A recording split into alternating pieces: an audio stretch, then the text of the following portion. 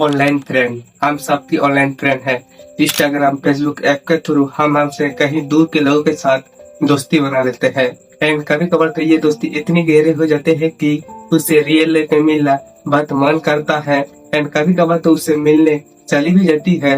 यही सेम चीज कोरिया के रहने वाले एक 14 साल की बच्ची के साथ हुआ था। एंड वो अपने ऑनलाइन फ्रेंड से मिलने के लिए उसकी घर गए हुए थी, लेकिन वो उसकी जिंदगी का सबसे बड़ा गलती होने वाली थी, क्योंकि इस एक गलती की वजह से उसकी जिंदगी जीते जी नरक में बदलने वाले थे। तो आखिर उस बच्चे के साथ क्या हुआ आज इस वीडियो में डिस्कस करने वाला हूँ। तो है गाइस, मेरा और एक एपिसोड में आप लोगों को स्वागत है।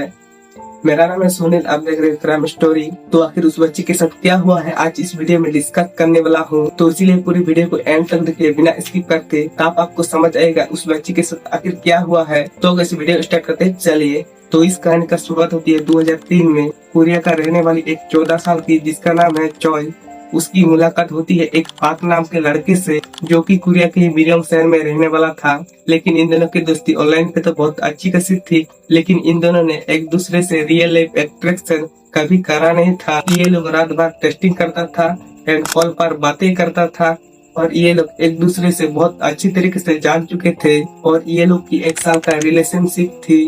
1 साल के बाद जनवरी 2004 में पाक जॉय से कहता है कि तुम मुझसे मिलने आओ। तो जॉय अपने घर छोड़ के उल्सान शहर से मिरिया शहर तक आ जाती है। जब पाक के घर के बाहर आके दरवाजा नॉक करती है तो पाक दरवाजा खुलता है, लेकिन पाक के हाथों में एक मेटल रॉड था। वो मेटल रॉड लेके पाक जॉय के सर पर जोर से मार देता है। इस वजह से जॉय अनकॉन्शियस हो जाती है। जॉय को घसीटते हुए उस रूम के अंदर ले जाता है एंड वहाँ पे पाक के साथ साथ उसके 11 फ्रेंड भी थे। तो इन सब मिल के जॉय के साथ 1 बाय 1 रेप करा। ये सब करते हुए इन सब चीजों को उन लोगों ने रिकॉर्ड करा। रिकॉर्ड क्यों करा पता है? Just to use that is the blackmail tool, क्योंकि वो चीज यूज करके जॉय को इन फ्यूचर भी टॉर्चर करते रहेगी। एंड ये चीज चलता रहा। जॉय के साथ बहुत ही बैडली रेप किया जाता था।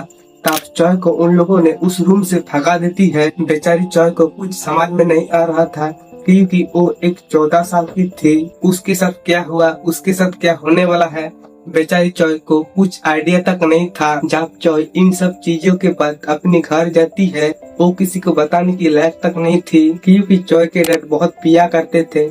इस वजह से जॉय के मॉम और उसकी डैड के बीच में बहुत झगड़ा हुआ करते थे। एक दिन जॉय के माँ उसके पति से तंग आके घर छोड़ के भाग जाती है। तब जॉय अपने डैड से रहा करते थे। उसके डैड हर रोज पी कर आते थे एंड जॉय के साथ बहुत ही बैडली फिजिकल वायलेंस करते थे।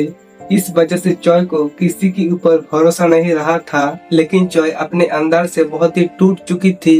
वो मेंटली बहुत डिस्टर्ब थी।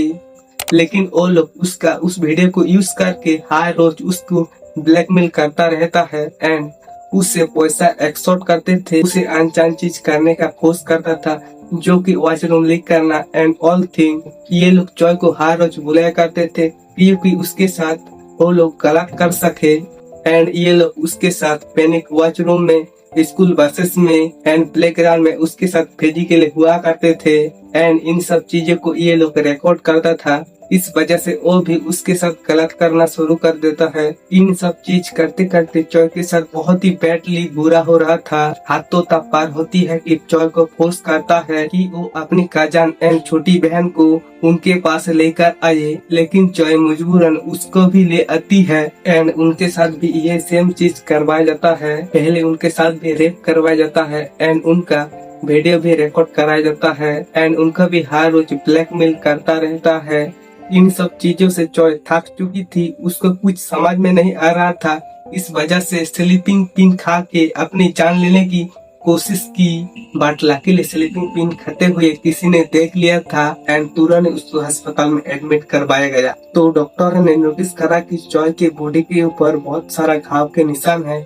ये सब देख के डॉक्टर ने मेडिकल रिपोर्ट बनवाने के बोला। जब डॉक्टर ने मेडिकल रिपोर्ट देखकर वो तांग रह गया, क्योंकि जॉय के साथ 44 से लेके 120 लोगों ने मिलकर रेप करवाया। एंड चॉय इस बारे में किसी के साथ भी डिस्कस भी नहीं करती थी। चॉय की आग को ये सब चीजों के बारे में बताया गया। तब चॉय की आग नवंबर 25, 2004 के दिन पुलिस कंप्लेन रजिस्टर करवाता है।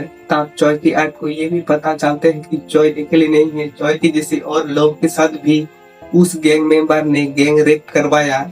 ये सब चीजें देख के चॉय और भी डिस्टर्ब हो गई। पुलिस वालों के पास तो कंप्लेन फाइल कर दिए, लेकिन पुलिस वालों जब इन्वेस्टिगेशन कर रहे थे तो चॉय के साथ बहुत ही बैड बिहेव करता है। पुलिस उसे डायरेक्टली ये सवाल पूछती है कि यार तुम उन लोगों को शेड्यूल्स नहीं करा, शेड्यूल्स करी होगी इसलिए तो उन लोगों ने आपके साथ इतना गलत किया।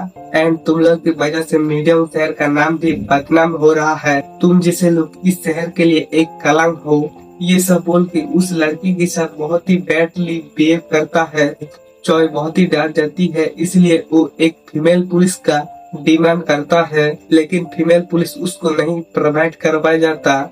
मुजरिमों को आइडेंटिफाई करने के लिए चॉय को पुलिस स्टेशन बुलाया जाता है। मुजरिमों को ले जाकर एक कमरे में बैठाया जाता है एंड उसी कमरे में चॉय को भी बैठाया जाता है। एंड चॉय के साथ डायरेक्टली पूछता है कि क्या इसने तुम्हारे साथ रेप किया, क्या उसने तुम्हारे साथ रेप किया, क्या इसने तुम्हारा प्राइवेट पार्ट के अंदर इंसर्ट करा। ये सारे अजीब सवाल पूछ के चॉय को मेंटली बहुत ही डिस्टर्ब करती है। हाथों तक पार होता है कि पुलिस वालों चॉय की पूरी इंफॉर्मेशन मीडिया पे लीक कर देता है। इस वजह से मुजरिमों को पेरेंट्स को चॉय के पता लग जाती है एंड चॉय के पेरेंट्स के पास जाके वो लोग पैसा दे के पिटीशन फाइल में साइन करवाने के लिए मजबूर करता है। चॉय के डैड को घंटा कुछ फर्क नहीं पड़ता था कि उसकी बेटी के साथ क्या हो रहा है।